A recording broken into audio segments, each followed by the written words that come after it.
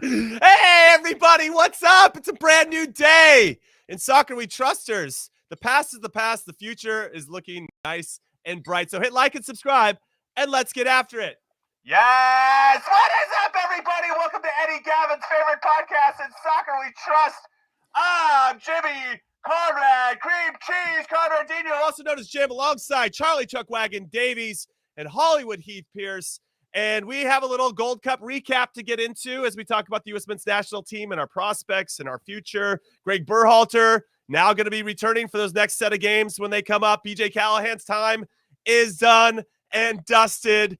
But I want to give the floor, the platform, the microphone to the one and only Morning Footy Charlie Davies, because he wasn't with us last night for our reaction to our big loss in the semifinals to Panama and penalties, and we have to get that. I assume you're already triggered based on that performance, Chuck, so I don't even know if we need comments from the Trust Fund or from me and Heath to get you going.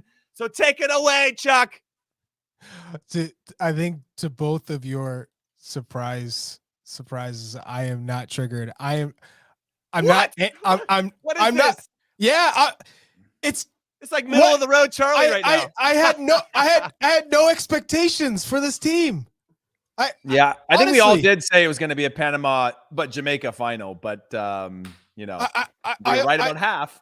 I honestly didn't have high expectations for this team, and it was one of those things where I think BJ put the best lineup out. I mean, literally, we got the front three we wanted. We did, right. Aaron Long, I think, was the surprise in the back line. Only because of that was an injury. That was an injury, right? Apparently, but given that you weren't inspired throughout this tournament, I mean, you look at St. Kitts and Trinidad. Those are games that you're supposed to win by a lot of goals, and they did that. Great, you did what you're supposed to do, but you weren't inspired by this group in the Gold Cup. The first game against Jamaica outplayed the U.S. and I think the U.S. were lucky to come away with the point. And then you get your two giveaways. Then the Canada game, that was a weak Canadian side, and they pushed the U.S. all the way to penalty kicks. And then this game, I think Panama were the better side. They deserved to win. Early on, you had a nice boost from the U.S. men's national team. They probably should have scored, and they didn't. And at this level, if you don't score when you get opportunities, international, you end up paying the price. And Panama did enough to win this game, and I think they deserve to win. Okay. That was a nice take there from Charlie Davies. I was waiting for some this guy. Ultimately, you kind of said it, but you said it nicely that if you were on this Gold Cup team, Charlie kind of thinks you suck. That was don't put words in my mouth. Charlie hates. Don't you dare put words in my mouth. The U.S. men's national team adjacent like players. Yeah. If you are adjacent to the U.S. men's national team, Charlie doesn't like you. You've shown nothing. I'm reading between the lines. That's what I'm hearing. I don't hear all these other words. Make it a t-shirt. Make it a t-shirt like the one I'm wearing. In the form of his life, but can't dribble for nothing, which is about Jesus Ferreira way back. That's a Charlie quote. Shout out to the Tercios family. That was P-Fuck. Sorry, P-Fuck. Tercios family for making these t-shirts for us. Okay, so what have we learned from this overall, this particular competition? Heath, I'll come to you. I want to say, though, before I do, I think the big winners were the guys that didn't actually play in this Gold Cup. Would you give any positives in terms of the whole tournament to any of these guys? Did they go up in their stock? Did any player in particular stock rise playing in the Gold Cup? DeJuan Jones, that's it. DeJuan Jones. But I thought Jesus Ferreira's stock, he stayed in the picture, but his stock didn't rise versus elevating above.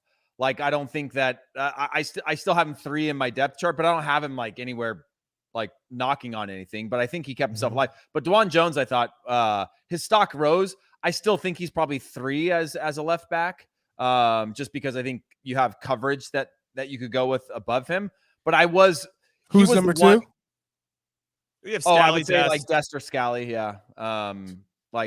He wouldn't be I don't think his stock has risen to being okay, we've got our number 2 now. I think he's in a in a bind, you can have him in the squad and you'd probably not go with him right away. But he's one that Right. like at no point did I think he was out competed or outmatched or looked uncomfortable or didn't look up for the task or wasn't willing to scrap or just find a way overall to be impactful on a game, right? Even in a game where he's not his best, he had the cross in, and like those types of things I think are at least signal to me this is a player that can play at the international stage. Now, whether he's ready to really step in, I don't know, but his stock rose for me. He's the one. And Matt Turner, obviously. Yeah, Matt Turner, I would say from a leadership perspective, we needed a leader on the field. We talked about it yesterday, Chuck, where I didn't really see any leadership from the guys that were field players. Goalkeeper wise, I thought he was excellent. I appreciate his demeanor off the field, taking responsibility for the goal against Panama, which he shouldn't have. After watching that again, I don't know what the hell Matt Miazga was doing there, trying to step when he didn't need to step. That would have solved pretty much all the problems if he just would have dropped off. But DeAndre Yedlin obviously holding a little bit deeper than Miles. Just a comedy of errors in that whole sequence for that back line. And Matt Turner's the guy that tries to take responsibility for it afterwards. I'm like, nah, dude, that's really nice of you to do, and I appreciate that from a leadership perspective. I agree with you with DeJuan Jones. I saw enough there, and I want to see him some more, and I think that he needs some other opportunities.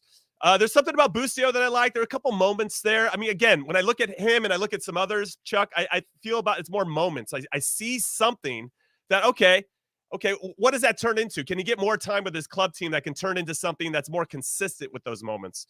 So Busio would be in there. Sands would be the same. I thought he broke up a lot of plays, and I think going to Scotland put a little edge in his game that maybe he didn't have before. I'd still like to see him play forward and make more line-breaking passes or switch the point of attack a little bit more.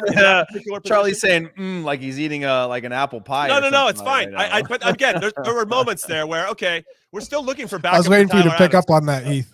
Yeah, it's fine. And then Cade Cal, Jalen Neal, I think I like the promise there, but again, they're not ready yet. And I think yet's the key word for them. Everybody else, Mihailovic, I think, yeah, okay, we see some things, but he didn't take over the game. I wanted to see somebody take over a game. Ferreira, I thought, had some tidy finishes, but again, can he do that in bigger moments against bigger teams? I mean, that's ultimately what we're looking for. Not any of our number nines. Obviously, a tidy finish against Panama here, but then missed his penalty, right? You like looking for that guy to continue to be consistent in big moments, and that's I don't know who else you saw. I thought Miles Robinson probably took a step back, which was a little bit disappointing. But I thought he was good against Mexico, right? In the Nations League semis. So it's just kind of hard to know. Yeah. I think you had your Sporting Kansas City glasses on when you were talking about Busio. Maybe. Yeah. And Sands, I think Zendaya took a step back too. A couple. I think Sands, don't get me started now. I think Sands is a player that takes, I think, too long with his decision making, and he's not quick enough in those moments where when you need him to cover ground as a 6. I don't think he has the legs to do that against bigger opponents, against St. Kitts and Trinidad and Jamaica in the midfield and sure Canada. Yeah, sure. All has to be taken into consideration who are playing against. I get it. But yeah, Cade Cowell, I think he showed what he's lacking in terms of that final product in tight spaces. And when you don't have space, being able to make those quick decisions, that's where he really needs to develop. He's still super raw. You have enough there to say, oh, I can see the potential, but he's got to take those steps. And the Olympics, I see some comments in the YouTube section. Olympics is definitely where you want to see him continue to evolve and grow. Okay. All right. So let's then move over to a question that was posed to us by our producers. Like, how should the U.S. men's national team approach future Gold Cups? The next one will be in 25, which I actually think will be an important one. Of course, the Nations League, I don't even know. Nations League every year, I don't even know what the hell's going on with the Nations League. But clearly there's more importance on the Nations League, and at least in how we're approaching it, than with Gold Cups. I think there's tremendous value in Gold Cups, but when you think about the summer before the World Cup that we're hosting, you want a tournament. We need a tournament, and we probably need to roll out our A team for that. So I would expect that if we had Nations League and Gold Cup back to back, we would roll the A roster for both, or Yes. maybe a little bit of a mix of A, B in that the gold. No, you go. I think you go with the best. All A all best the time. team. Yeah. And the Confederations Cup could come back in a new edition for 2026. But you definitely want, after Copa America next summer, that's going to be obviously a reality check to see where we really are. And I think for Greg Berhalter, where he's evolved with this team, and then 2025, it's another tournament that you need to take advantage of, because World Cup qualifying is non-existent for the U.S. Mm-hmm. You need to push these guys in that tournament vibe, get the familiarity. I'm sure there'll be a couple of new faces in the group, but ultimately I hope we see Yunus Musah take a massive step forward, Christian Pulisic and at AC Milan taking a massive step forward, Balogun now being in this group. Hopefully he makes the right choice with his decision of it for his next club. Timothy Weah as a right wing back with Juve. There's all these, Weston McKennie could be at a new club, Tyler Adams, all of these players. I hope they continue to take steps forward, and then ultimately this national team just becomes an absolute beast for 2026. Yeah, I saw a comment there, Heath, that said, I like having tournaments where our BC team can play because, and I'll further it. That's what they said. Because we get to evaluate them in high pressure situations, and will they sink or swim? And we saw a lot of guys either sink or kind of just stay the same. Doggy paddle their way. They weren't taking Michael Phelps like strokes to get into the A team in this particular tournament. But you asked us to do some homework yesterday about kind of our top 2 or top 3 in every position. And I actually did the homework, Heath. I would listen to you, and I did my homework, and I got a little tripped up in midfield because now with this Reina is why, by the way, this is why you and I never got you and I didn't like you as a player, because you were a nerd, dude. Like Chuck and I knew there was homework. We didn't do homework. Chuck, we didn't do homework. Jimmy got off and told his wife, "Hey, it's gonna be a late one for me. I got homework, and I'm gonna show up early. I'm gonna sit in the front row, and I'm gonna be the first one to present my answers." But anyways, Jimmy, you're caught up. So you're caught up in the central midfield. Well, and then I got stuck because I thought we played well, and BJ rightfully put a 10, or what we wanted to see a 10 with Gio Reyna. I almost said Claudio Reyna, Gio Reyna in that space. And now when I try to put this depth chart of our midfield 3 together, I'm like, we got a lot of, I don't know who to put where, and so it's interesting. It was a nice exercise, to be honest. It's usually Jimmy and Spectre doing homework together. Spectre, Jimmy, maybe Bornstein was in that group. No, Johnny B, no chance. Marcus Hahnemann. Definitely. Yeah. Johnny B acted like he was doing it just so he could make sure Bob thought he was doing it. That's the only thing Johnny B was doing. Yeah, love that. Actually, I don't know. Johnny B was a raver in college, for the record. Like that was like his favorite thing to do in college. Yeah, post-college. Now he's a scratch golfer for the last 10 years and just getting sponsored by a team to be a scratch golfer. Michael Bradley. You did it with Michael Bradley as well. Michael Bradley was, because you had 2 different ways of studying for sure. Oh man, you're trying to tee me up for that. I'm not taking, that's bait. That's bait for me. So I wanted to, like, what's your depth chart? Let's go. Chuck, I'm going to come to you. We'll let Mr. Homework Boy, who gave homework but didn't do it himself, have a minute here. Like, who's your middle 3? Who do you start? Like the next game, it's a World Cup. Who do you start right now? Like you have. I mean, we saw Reyna, McKennie, and Musah in the Nations League, and we were good. We were on the front foot. Obviously, the addition of Balogun is going to change. It's essentially McKennie or Adams. Which one are you starting? So Musah's an automatic starter for you, is what you're saying? For me, absolutely. 1,000% Musah's on the field. Dynamic. I don't think MMA is the answer, but I don't like. No, for me, Reyna's starting as a 10. Okay. We're evolving. We're moving forward. Reyna's starting. Okay. Reyna's the 10. I like Musah over McKennie as well, but that feels that it given what McKennie has done, and I do appreciate what he brings to the team, because it's not just the tactical or the technical. It's also this heart. He's got this heart when he wears the U.S. jersey in particular, where that dude is up for it. And emotionally, I think he's a leader for us. Can that work against us at times? I'm sure it can, but I still think it's a bigger strength than it is a weakness for the group overall, and for him in particular, that Musah doesn't have. Like, he doesn't have that intangible in the same way. But I kind of like Musah over McKinney. Yo, So you got Adams, Musah, and Reyna. Musah's 20 years old. Musah has to play Jimmy. I get it. I'm with you. I have him starting. I will say this.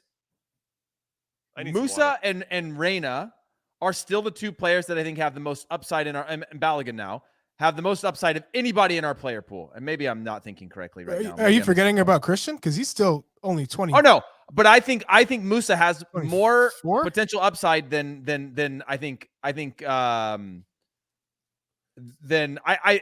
that Pulisic has upside, but I think Musah, when I watch him play, and this is my own personal eyes watching him play, he is a player that we've never had before in terms of his technique, his ability on the ball, his ability to break away with speed, his ability to change the game individually, right? When I think about moments where our team gets stifled by other teams, do we have a player that can change the dynamic of a game in tight areas, solve problems on their own? To me, I think he still has the most upside. I mean, with Reyna as well. I don't want to rule out Pulisic, but when I think about literally where they are now as kids to where they could be, there is like star potential with them. I got Musah on the field, and unfortunately that means McKinney out because I want a 6 in there. Well, and there's a good question though. Who's the better sub? Who's the better sub though? Pulisic's only 24.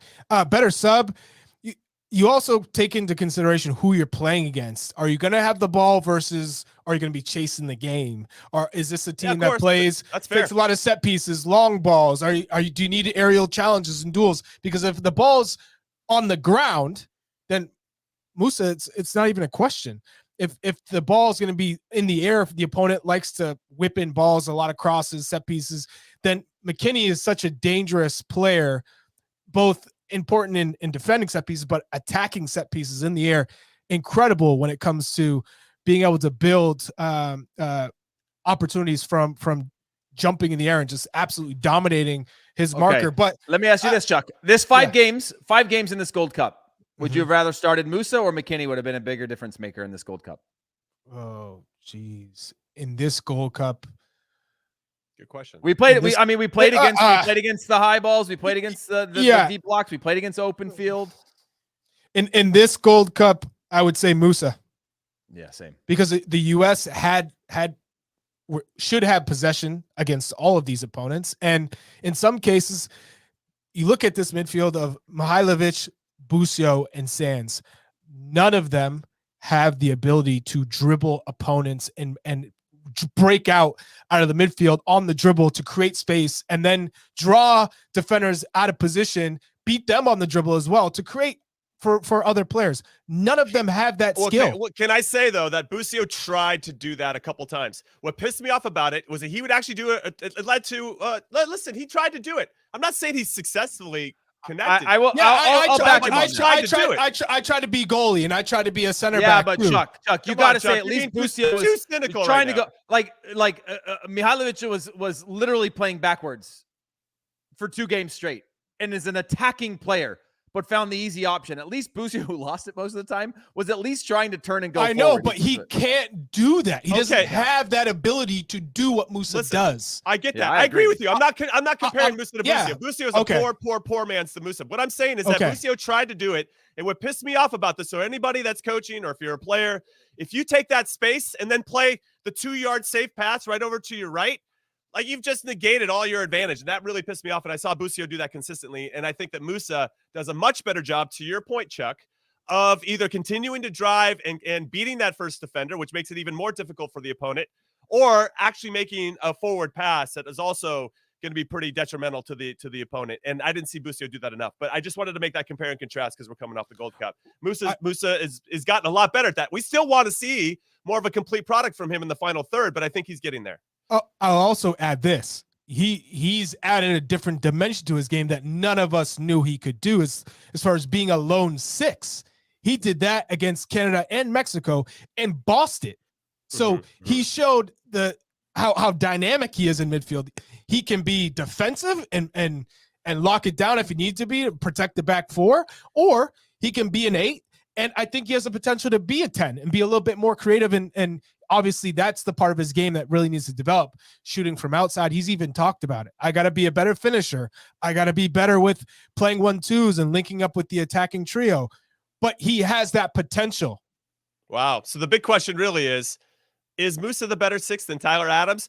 Don't answer that right now. We got to take our first and only, or I guess our first break of In Soccer. We'll have another one a little bit later. Well, there's a lot to get into. I'm trying to tease into the next break. Saved by the commercial break. Stop answering the question. Stop triggering me then. All right. We're going to take our first break with Soccer We Trust. When we come back, we'll answer that question. And we'll talk a little bit about the futures of Greg Berhalter and BJ Callahan. So don't go anywhere. CBS Sports Network goes all in with the World Series of Poker. We're talking a full house of characters in a competition flush with cash. The World Series of Poker on CBS Sports Network. Welcome back to In Soccer We Trust. I'm Jimmy Conrad alongside Heath Pierce and Charlie Davies. And a question that I was trying to tease into the break, but Chuck answered it. Who's the better 6, Tyler Adams and Yunus Musah? Are we in a position, boys, where if it was based on the opponents, we could find ourselves maybe electing to go with the Yunus Musah at the 6, or is Tyler Adams just a bedrock? I think he's the captain. I think you got to have him on the field, but is there a conversation to be had that could be a possibility in the future, given what we've seen with Musah and his continued development as a player? Heath, I'm coming to you first. I already heard from Chuck. I don't think so. I mean, it could be when the game gives it, but I would still, even if I lined him up next to Tyler Adams, he's going to come back and get the ball in certain spots, but I don't think it replaces Tyler Adams. I think Tyler Adams has a lot of that kind of no frills work that we need in that spot, and he's serviceable enough that he can connect at least the first pass. And the more that you can get a true attacking minded player like a Gio Reyna and a Musah that have some interconnectivity and are comfortable in pockets and are comfortable with the game to their back and things like that, I think the better. But I don't know if we get, you might get the effort from Musah, but I think Tyler Adams, he's easy to forget because he's injured right now and we haven't seen him for a bit. And so you can dream bigger dreams, but I still think he's the guy that needs to stay in there and allow a little bit more of that freedom to Musah to be an attacking minded midfielder next to a Gio Reyna. I'm getting triggered. I have to admit, There he goes. The comment section here of goal dangerous. Are you out of your mind? You can't. Musah's not goal dangerous. Adams isn't goal dangerous, so they can't play. What are we? Are you serious? We got him, everybody. 22 minutes in, we got him. Oh my gosh. That's why you have a Gio Reyna. That's why you have a Christian Pulisic and a Balogun. They don't need to be goal dangerous. You don't need all 11 players to be goal dangerous. You need players to have specific roles in the team. You don't need to rely on Musah to score goals or Adams or McKinney. I really like how Weston McKinney has developed within this team, though, the past couple of performances with the USMNT national team, playing the smart passes, going forward, angled diagonals, getting those late runs into the box, not trying to do too much. My man, Weston is really growing and developing into the player that we want him to be. And you see him taking positive steps, even though at Leeds United, it didn't work out. And that I think comes down to the style of play that Leeds had. It was, it's ugly. I think that whole philosophy of the Red Bull philosophy of like, oh, we're just gegenpressing and it's throw the kitchen sink at the opponent. We'll figure it out. Just press. Whoa. Like that's played out to me. Jesse Marsh just took a stray from Charlie. Oh, no, you're throwing that at him. I'm saying that's what I'm hearing. What I'm hearing. You got to evolve off of that. Just high press. There's got to be an element to it of let's have some dynamic play and something that's attractive, and you keep the ball instead of chasing the game the whole time, running at 100 miles per hour. So this is a good problem to have. Of course, we have Yunus Musah, Tyler Adams, McKinney, and Gio Reyna. Those are the 4 midfielders who you have an argument for all 4 to be on the pitch. All 4 to be on the same pitch at the same time, and then figuring out which of the 3 is the right combination. We saw in this Nations League semifinal final that trio without Tyler Adams works, but that's against Canada and that's against Mexico. That's not against Argentina or Brazil or France, Spain, those higher quality teams. That it'll be interesting to see when you're playing against teams like that, how does it work? So when does Noel Buck push into this midfield? I just want to trigger Charlie some more. Charlie doesn't believe in the youth, so it's all good. Yeah, he believes in Noah Buck. He'll give Noah Buck a run. He'll give Dwan Jones a run. But as soon as they go somewhere else, you said Noah Buck, Kramaski, Ruiz. Okay, let me ask you this: you're throwing in Caden Sullivan. I love Diego Luna. Yeah, Kevin Sullivan. I should have definitely made this squad. I watched him play juggling on the beach. He's good, dude. Chuck, are you telling me though, with this group that we put out, in hindsight, I'll give you even hindsight now, that we could have rolled out some 18-year-olds into this one and gotten at least a different look of what the future looks like, or is that just the Olympics for you and this is not the right place for it? In hindsight, over who? Like just like a number of players. over Busio or Mihailovic? Josh Winder over Aaron Long? I know he's got Benfica stuff and whatever, but yeah, Well, I mean, we were talking mostly the midfield. Sorry. Center back, have what you want. But in the midfield, I think those players are not ready yet. Mm-hmm. The players, those younger players who are playing. But wouldn't this experience been more beneficial to them than seeing maybe some of the other guys? I think Noel Buck of the young players, though. Of course, he's top of the list. He's the one. He's the one. He's performed the best out of that group. Yeah, but as he plays with Lionel Messi every single day, his environment's going to be, just like. Well, I'm just using the Chris Richards argument. Like training next to Messi every day is better than any player playing in any other MLS team. Well, if Chris Richards, if that method seems to work because he came back and he's a different player in the Nations League, he was stepping in to every challenge. He was playing out of the back, splitting the lines. And this is a player who didn't play that much, but yet his training methods and philosophy and the players he's playing with has changed. And that's elevated his game to a whole new level. So it does work for certain players. Yeah, but it's not sustainable. That's not like he's not going to do 10 years at Crystal Palace as a starter. No, it's not sustainable. It's not sustainable. But for the time being, it's done the trick. Yeah. All right. So we dove into the players, did a little bit of the homework stuff. We can touch upon that later. Let's talk about the coaching staff and talk about the interim to the interim to the interim, BJ Callahan. He's come out and stated after they got to fire BJ. They got to fire BJ after that performance. I mean, you lose to Panama in the semis. I think that has to be taken into consideration. But obviously, did a hell of a job with the Nations League and didn't actually lose a game over 90 minutes during his tenure. He's got 4 wins and 3 draws, ultimately lost in penalties. There could be some room for some criticism, of course, for some of the lineup selections over the last 2 games in particular, and maybe the lack of motivation and energy from the guys, especially when there's a lot of prep going into that quarterfinal game against Canada. But he wants to stay. If Greg wants him, I assume there might be some interest from other clubs, MLS in particular, that might want him to fulfill a role as a head coach. Chuck, me and Heath have talked about this a little bit, but let's get your thoughts on BJ's future. And do you think he'll stay with the Berhalter coaching staff? I see him staying with the coaching staff until the end of the MLS season. And then I'm sure they'll have some interviews lined up for him, because I think he really showed well in this limited role as a head coach. He's shown the ability to inspire the young guys, get them to play a certain style, give them that freedom. Everyone talks highly of BJ and just the way that he approaches players, have conversations with them, and everyone knows how he's the brains behind breaking down the tactics. That's what he does. So I think from that standpoint, he will get interviews. He's a good guy. I got a chance to work with him, and I have nothing but positive things to say.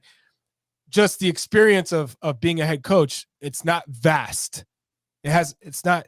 He had a little blip. Sometimes guys are better at number 2 than being number 1, right? Mm-hmm. This is just a different set of asks and responsibilities and pressure, I suppose. I mean, you're still on the hook, right? If the number 1 guy gets fired, usually number 2 goes with him.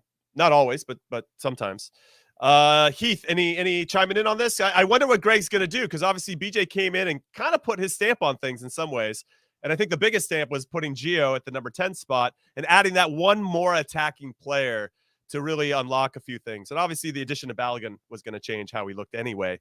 But I still think that, like, we struggled to get our strikers involved as much as we should, and changing that element, whether it came from him, came from somebody else. He made the decision. He took the risk in a big game that would or could have had an impact on him. Yes, you're the interim manager, but there's still pressure. You still have to hold a standard. And he made a change that we haven't seen, that we asked for over a year now, right? We talked about Pulisic at the 10. We talked about Gio Reyna at the 10. And granted, there's a lot of injuries through both of them through all that time. And we very rarely through qualifying had the team that we hoped for on the field, right? We had who we had.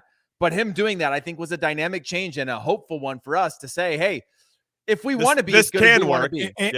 Anthony Hudson did it before BJ, just to make that clear. Yeah. Well, this was with the A team, though. Yeah. Right?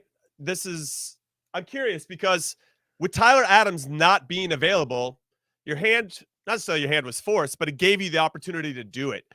Right now, when you have a healthy squad, there is a bit of a conundrum, which is what we've been talking about. Who starts in your midfield when Tyler Adams is healthy? we still gave Kellen Acosta a run of games. We've given a lot of we have defaulted to structure over freedom, and I think that one little change, it's not the solution for every game. We know that, right? We're not going to run out that way against the top in the world and think that we can do that.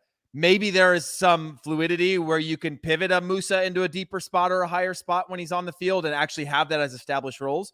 But I do think that at least gave us a little bit of credibility and validity to this idea of, like, if we want to dictate games, if we are going to play against a low block, we need more players higher up the field that can combine and take risks in the right spots on the field that can open up games. Of course, it's different now with Balogun.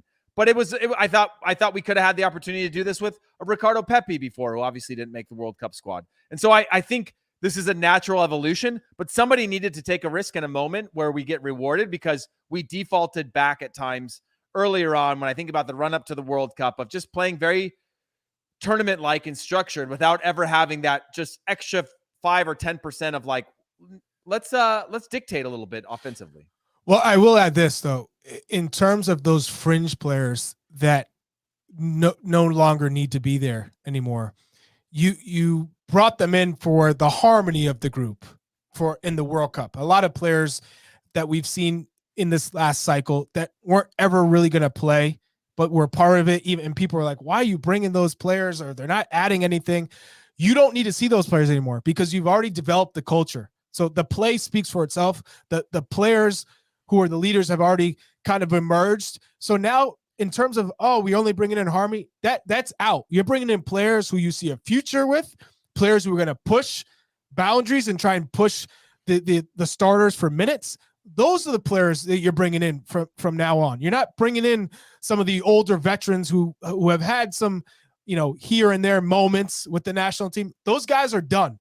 Now it's about bringing in younger players who are playing in Europe, or the younger players who are excelling, who maybe haven't had a chance to get in with the national team or haven't had an opportunity under Greg. Now is your time to bring them into the fold and go in a different direction, because you have your core group no longer needed for the harmony. I don't need the harmony guys, the guys who are good and aren't going to fight if they're not playing or be angry. It's enough of that. Now it's like, let's get the fresh blood in for 2026. Let's get in some of those players who have shown some quality and need that first team experience. Well, let's talk about the culture and harmony then, because Greg Berhalter is now going to take over his second World Cup cycle, the next window of games. And we know how much Jimmy hates that. We know how much Jimmy it's not that it's not. I just think it's an incredible challenge to continue to motivate this group when they know what's coming. I think there was a bump with BJ because these guys, and I think this could be irrespective of the coach, are just hungry to prove that they are good. That's one. And they love playing. Clearly looks like they love playing together, and that's awesome. But there is that moment where they kind of like, we know what's coming now. And to your point, Heath, we're gonna maybe now with Greg back, we're getting back to that structure, more structure. Can I add one spin to that though? Yes. This team has added Balogun, and you might add one or two more in the next couple of years, right? That actually make it feel like a fresh approach to, like, oh, we're not just going out hoping to win games. Like, we're actually better than we were 6 months ago. We are like way better, right? We're adding pieces that could at least keep that you know what it's like when you're on a stale team and it's like nothing's different. And you're like, oh yeah, now with this guy who just keeps beating us with this information when we know it's not going to change, like adding pieces that actually allow that to change and grow. Maybe that's I don't know. I'm trying to find a fresh spin on this, Jimmy, but like, no, you but know, but also Greg comes in. Keep throwing stuff at the wall. It'll stick. Well, Something will stick. Greg comes in. It's not like when Bob took over, like he just picked up, won the group for the first time ever in men's soccer history. You know, you could see there's a lot of promise, and obviously the Confederations Cup and everything to build off of that build that Bob had in his first cycle. It didn't work in the second cycle. Bruce completed he came both in on his cycles. interim too, though. By the way, came on. His interim. Did. Bruce had 2 cycles, and we couldn't get out of the group stages in his second cycle. And whose fault is that? That's not on him. It's not on him. But the part of it is, it's not all on him, I should say. But whose fault is it? Jimmy's. Well, whose fault? It was mine, Whose fault apparently, is it, because I was Jimmy? playing in 2006. Okay, Yeah. fine. I'll take it, Jim. Chuck. Just say, for example, Jimmy, say a name like Conrad or whatever. Like, just pick a name. You know what I mean? Like, Fine. It if was we were my going to fault. blame somebody, I'll blame the let's referee say in the you, for Ghana game, the example. worst penalty Yeah. of all time. But now we're blaming the refs because there's no Yeah, VAR. Now yeah, it's of now course. it's the refs' fault. Yeah. You know. I just gives me pause because this is going to just be harder for Greg. He comes in. I say this with Bob and Bruce because Greg comes in with something different. There's an emotional issue with what happened with the Reina family, obviously leaving off a couple players with Ricardo Pepi in particular. He's got some bridges to mend, and I think they'll work through it. They all got to be professional about it and mature You have about to, it. because it's nothing's changing. But it just feels a little bit different. So there's just a lot of work for him to do. And this is going to be his biggest challenge as a coach, because to continue to motivate a group of guys, when you do it the first time around, it feels fresh and it feels new, as we're discussing. But that second time around can grow stale very quickly. Maybe with the additions of Balogun, that's good. And I don't know who else is on the horizon that can make that difference. But ultimately, it's also going to be on the players to approach it with the right mindset as well. So there's a lot that goes into this, and I just think it's going to be a big challenge. And we have the additional pressure of everybody wants us and expects us to play well in this 2026 World Cup. And even though we're adding 16 teams to 48, it's just not going to be that goddamn easy. That's all I'm saying. Hey, shout out to Andrew Matson. You guys are great. Glad to have the trio together. Hey, speak the truth. Thank you. The trust fund is speaking. The trust fund is speaking. You should see what they say when you're not here, though, Chuck. Nobody ever says like this. You know what I mean? Like, yeah, it's crazy because I'm in the comment section too. I have my burner account and I'm coming in there. I love that. With fire. Come in hot. I always wondered who that person was when you weren't here. That's going like, "Where's Chuck? He makes the show great." You know. Like, yeah. Now I know who S27 is. You know, with the egg profile picture. You know, unbelievable, unbelievable. All right, we're gonna take our second to last break. I'm spicy pineapple. We trust. And when we come back, we are going to talk about some transfer news, including Mr. Christian Pulisic, who made his move to Milan official. So do not go anywhere.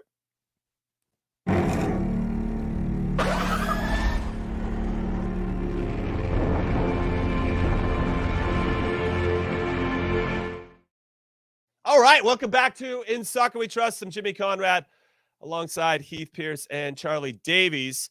And we are excited that our very own Christian Pulisic has gotten out of that dumpster fire of a situation in Chelsea. Yeah. To go to a club that seems like they want him. Stefano Pioli, the manager of AC Milan, making moves to get him. They got Ruben Loftus Buttcheek, as I like to call him, as well. And with the sale of Sandro Tonali to my Newcastle, they've got some money to spend. And apparently they're looking at Fuller and Balogun as well. Though Balogun has put Arsenal player back in his bio on Instagram, I think. So I don't know what to read into with regard to that. He had taken it off.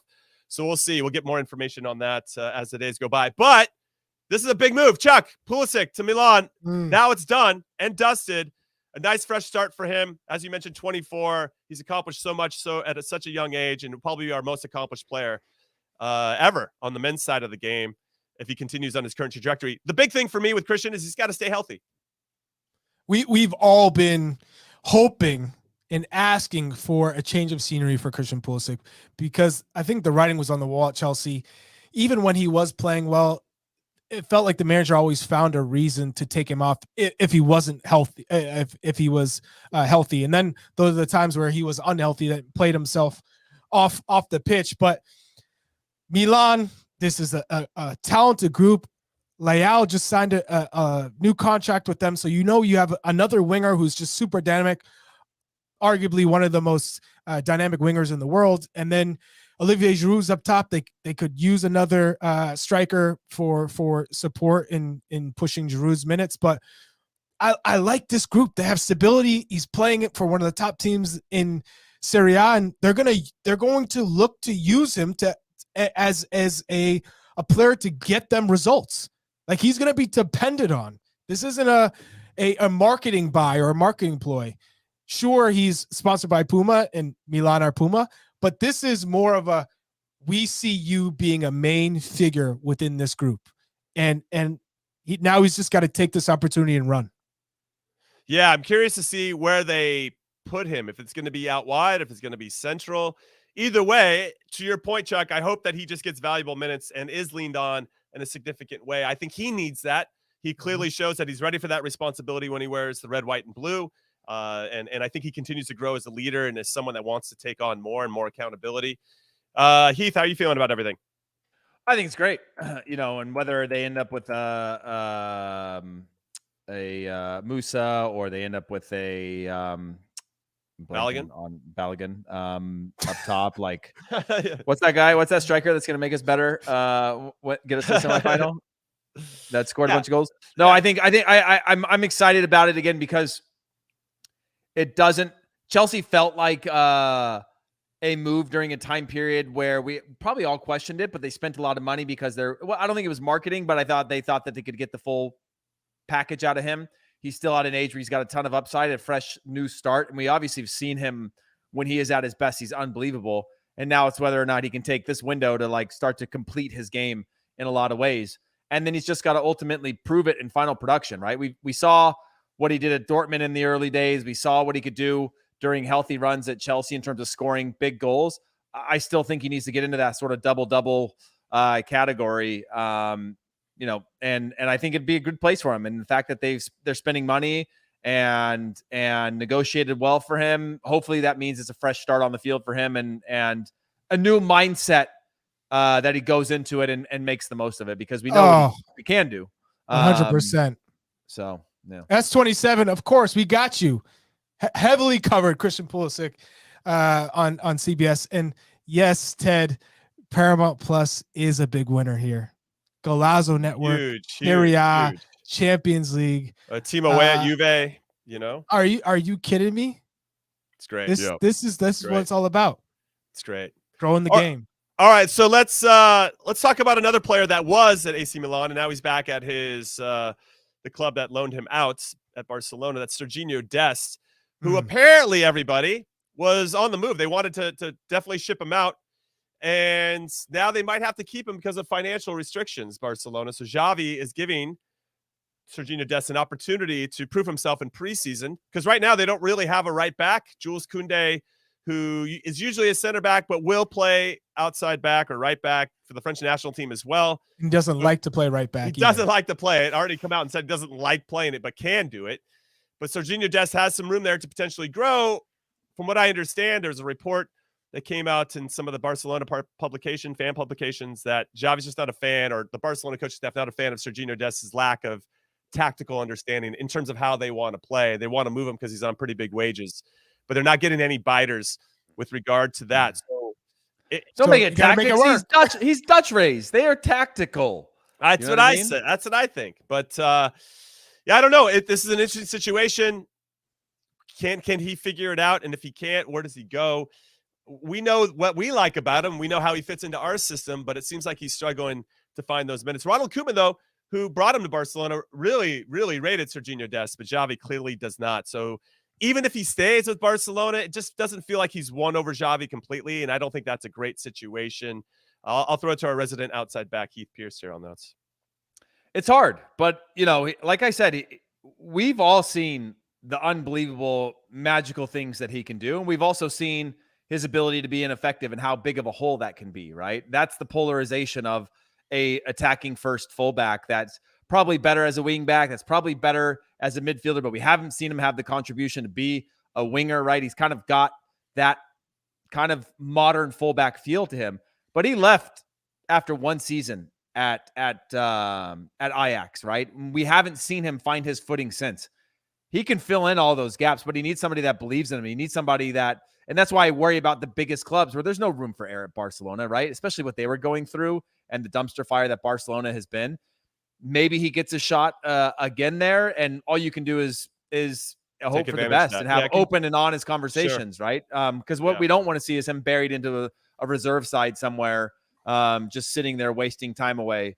He needs to be an integral part of a squad, but he also ultimately has to create consistent performances, which when you're his age doesn't always align, and that's where you see these guys default down to smaller clubs where they can sort of make a name for themselves, like an Anthony Robinson, make a name for yourself year over year. It's not going to work at Everton. Like, how do you then become that consistent, reliable pro that you get a coach that goes, I trust you, and you're going to have a few bad days, but I trust you to do right by me. So Sergino Dest at Fulham is what you're saying. Is that? Yeah. No, I would let him go to Brighton, though. Go to Brighton. Brighton would be good. Roberto de Cherby. Go to Palace. I'll let him go to Palace too. Like, I don't know. They're much more physical than I think he's up for. But like, they can play technically. Just a curious situation for Sergino Dest in general. Bundesliga would be good for him. I think so. Yeah, there are a lot of opportunities, but I think there's something about a club, to your point, Heath. But it's got to be a big club in the Bundesliga. Like, that's my worry, right? A top four. He needs to still have a high starting point because, the Bundesligas, they like their rigidity and discipline and tactics that they're going to be like, structure. I'll give you a quick little story on this. We had a coach when I was in the Bundesliga that would sit in the stands of our training facility. Like, as a left back, he would be on the right-hand side up in the stands about 8 rows up on this, like, it's not even stands. It was like a hill. And we would do these things where he'd kick a ball anywhere. He'd have assistant kick a ball anywhere on the field, and we'd have to react to where we should be tactically. And he would sit up there, and for those that are watching this visually, you can see what I'm doing. But audio, he would have his hand up, and he would just go like this to me from 50, 60 yards away, like this. And I would have to move like a half step to the left or to the right. That. And he was so far away, but he was measuring in his mind, 10 to 12 yards or meters. That's called mind control. Yeah, it was brainwashed. I mean, yeah, he was brainwashed. I mean, he used to also send us to the forest when we lost, and we'd run, and you'd pass him every lap, and you wouldn't say how many more laps you had, and then eventually you'd get to him, and he'd just have his hand up as like a stop sign. That meant we were done. Some days it was 15 minutes. Some days it was 45. That's running super laps. Bob Gansler. Oh, shout out to Bob Gansler, old school German. That's mental warfare. Oh, yeah. It was the end of like the Felix Magath era where like he built a hill at Wolfsburg to like make them carry medicine balls when they lost up and down these hills, like that sort of thing. But it was that level of like, that's the extreme version. But they are sort of like, some of the stereotypes of like, the German engineering. Like there is a right way and a wrong way. There isn't like a open to discussion of like how tactics should work. Yeah, those coaches are done nowadays. I don't know. They gave us gegenpressing, and that seemed to work for a while. But Chuck doesn't like gegenpressing anymore. No, it's old. It's over. It's done. All right, so let's talk a little about Leo Messi. Apparently, he's a pretty big deal, and he's coming to Inter Miami, and he's going to have a big press conference this Sunday right before the Gold Cup to announce his arrival to the club. And the talk, Chuck, is that Jordi Alba, Sergio Busquets, and all of his buddies are going to come join the party at Inter Miami. I don't know if it's necessarily going to work, but damn, it's going to be fun to watch. Bring the circus, baby. Let's go. Cue the music. So there was a question posed by our friends at The Athletic, Pablo Mara in particular, who said, do you think the referee should protect Leo Messi more than any other player that plays in MLS? Do you think there should be some type of protection? Personally, I just hope they've got security. I think this is going to be absolutely crazy. And I'm sure they've thought about it, but I don't want them to be naive. I think it's going to be out of control in a fun way, but I hope that not too serious. You know what I mean? Like, I'm glad there's a lot of hype around him coming, but I got a question for both of you. Well, you answer my first one. Well, first Messi's coming to MLS. Everyone knows how much this means to the league. Will he play, do you think, on turf fields? Does he play at Atlanta United? Does he play at Seattle or Portland? Does he play at New England at the Gillette Stadium? Do you think he's one of those guys that's like, no, I'm not going to touch turf? Or do you think he plays wherever? He's just down to play. I don't know. I think Atlanta maybe. Like if I got to play it all. Like a cross country flight and turf. Like no. I'm not going to do that. Oh, they're flying private now anyway. He's chilling. I think he plays. I think there'll be some there'll be a couple. I think when he goes to Foxborough, there might be some time management going on where it's like if they're gonna roll. I think he's gonna go play anywhere that they're gonna sell 60,000 seats. And if it's turf, if Foxborough rolls it out and it's Messi's coming to town, absolutely. I heard Messi wants Noel Buck's jersey. They're going to switch. So yeah, that's what I heard too. Yeah. Well, they're both going for the World Cup in 26, so it's like one of those little early trades that will mean something. Okay, so it looks like that Messi's going to play July 21st in their first game in the Leagues Cup against Cruz Azul. Not only that, Messi has already hit the sponsorship circle, the little car wash. He's hawking a new chicken burger with Hard Rock Cafe, the Messi burger, or Messi chicken sandwich or whatever. And he's doing butt ads and, fair play to him. He's really cashing in. I respect it. Now, I just wonder what it's going to look like. Now, Miami are not very good, and they have to make some roster moves to accommodate things, and it gets a little bit complicated. And I wonder if MLS makes any adjustments for the club, who've already been caught cheating before with roster rules, just allows them to spend a little bit more so that they're competitive. Obviously, it's better for the league if Messi's on a competitive team. Chuck, I know you've got your finger on the pulse with regard to this.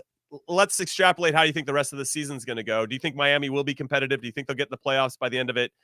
Or do you think this is more about, hey, let's just introduce Messi, get Tata Martino back accustomed to the league, and then 2024 is where we're really going to take a swing at it? And also, is it like a sell period for your house now, or a hold to see what the values do, being his neighbor? A hold. It's a hold for sure. Okay. A hold. Yeah. I love that. Good. Miami are, I feel like, it's 11 points to get into a playoff spot. It seems it's going to be difficult, but if you have one of the best players in the world on your squad and you're giving them some support, it's not impossible. It's highly unlikely. I don't see them getting into the playoffs this year. I see them making a run late in the season because everything starts to click and Messi gets used to his teammates and they get used to him and how he likes the ball. But it's going to be too tough, I think, for them to make the playoffs just because they have a lot of holes. It's not just figuring out what they do in the midfield and attack defensively. It's just not strong enough. They are good. And you're adding a left back. If, Jordi Alba, still you got center backs and a goalkeeper that you need to address. So I think it's going to be tough for Miami to get into the playoffs this year. Do you see them getting into the playoffs? It's hard to say. I mean, I'm curious to see what kind of moves. It's not impossible. That's not impossible. No. Not What do you mean? We got Drake Callender, guys. This is the next generation of our national team there right now. Okay, that's fine on the goalkeeper front, but I just worry about how are they going to get Messi the ball in good spots. He's notorious for walking around, but as we discussed, he draws so many people to him when he is walking around. It makes sense, but you still have to take advantage of that space when it's provided to you. And I just don't know if Inter Miami is good enough, consistently good enough to make that happen. I don't know. It's going to be interesting. So yeah, it's possible for sure, but I wonder what it's going to look like. And it's not a good look for him. Defensively, they're not good enough defensively. Well, that's what Jordi Alba's for, because he's known for playing good defense. All right, let's get into our final thoughts. USL, who have the championship, USL League 1 and USL League 2, which is the USL Championship is sanctioned as a second division in this country by U.S. Soccer and the Federation.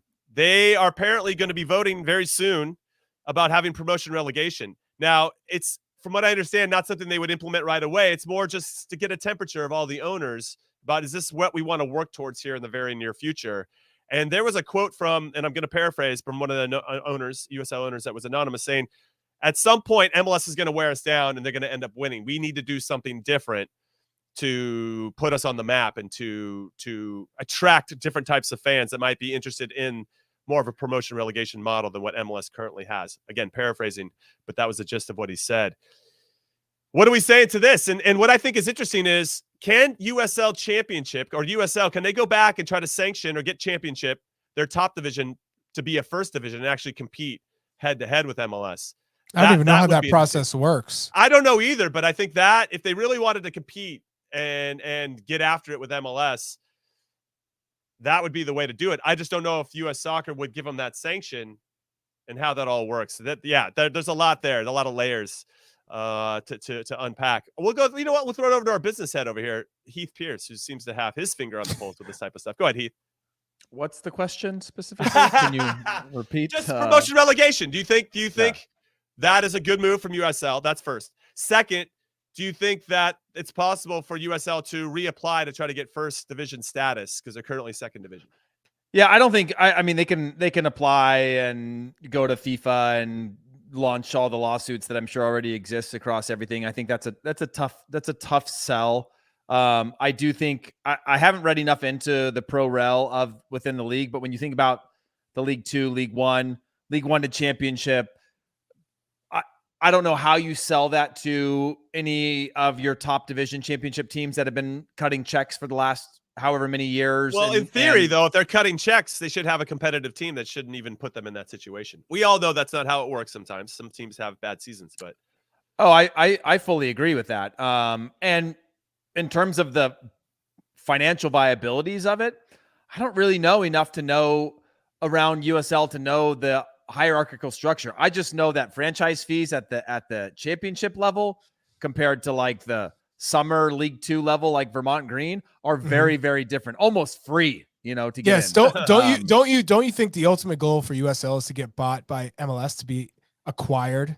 That's like their ultimate goal. I don't know, because MLS is starting to. They're circumventing. Yeah, right now it feels like MLS is like, okay, buying USL is not going to be an option. So and we're going to create our own development academy. We're going to create our own MLS Next Pro League, and we're gonna create our own pipeline now. We're not going to rely on these other clubs. We're going to get out our second teams. We're going to get them out of USL. We're going to put them in MLS Next Pro. Well, USL was pushing them out, or MLS Next. But remember, that's Bundesliga and Liga have their youth teams playing in professional leagues, the regional ligas, and SEFA. Like those leagues have their academy teams, their top academy teams playing in those professional leagues. So that's still applies. You can still acquire the USL and have your top youth teams playing in against professional teams. Yeah, I do think at a certain point it only works if it's all swimming in the right direction, in the same direction. I mean, and that's the hard part, right? MLS is going to get close to 40 teams, and then you've got your own infrastructure to create, regional divisions or hierarchical divisions at a certain point.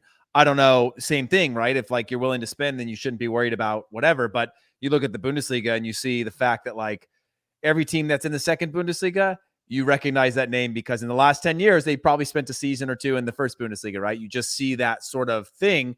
And it's not as fun as exciting and exciting when your team goes through it than it is, Bridgie Cannon's comments about relegation and every week being a big deal. That part is true. But again, from a business standpoint, I haven't read up enough. I've only seen the kind of hype around like there being a vote coming and that sort of thing. But anytime there's a vote, I'm sure that vote's gone to MLS owners at a certain point. I'm sure opening up salary caps and voting is a unique thing. The democratic process of voting is really unique, especially when you talk about legacy owners who have been propping things up for so long. Ones coming in. They seem to have a weighted vote. The legacy owners have. Yeah. Their vote counts by 3 or 4. Yeah. I mean, versus new owners that are ready to throw money at everything and see it all come together. And again, it's kind of like politics where there is a horse trading of things that happens in any sort of voting process, right? Where if I'm a voter with multiple votes,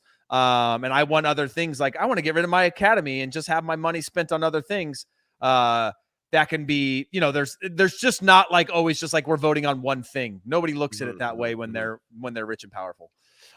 All right, I'm going to call it a show. I've got a flight to catch. I'm going to Blaine, Minnesota for the USA Cup, the biggest youth tournament in North America. If you're going to be there, come say hi to me. I'm going to be there. I'm not going to be there. Ambassador for Target. If you're not going to be there, then just stop talking, Heath, because I got to end this show. So on behalf of producer Des, producer Alex, producer Lisa, producer Nata, Charlie, and Heath, and myself, Conradino Cream Cheese Trash Can Conrad, also known as Jim. Thank you for listening and watching. We love y'all. We love you all. The Trust Fund Y'all are forever. the best. And we will see you when we see you next, because we thought we were gonna have a Gold Cup final to talk about, but we don't. So good luck. Good luck to the two teams and whatever in the final.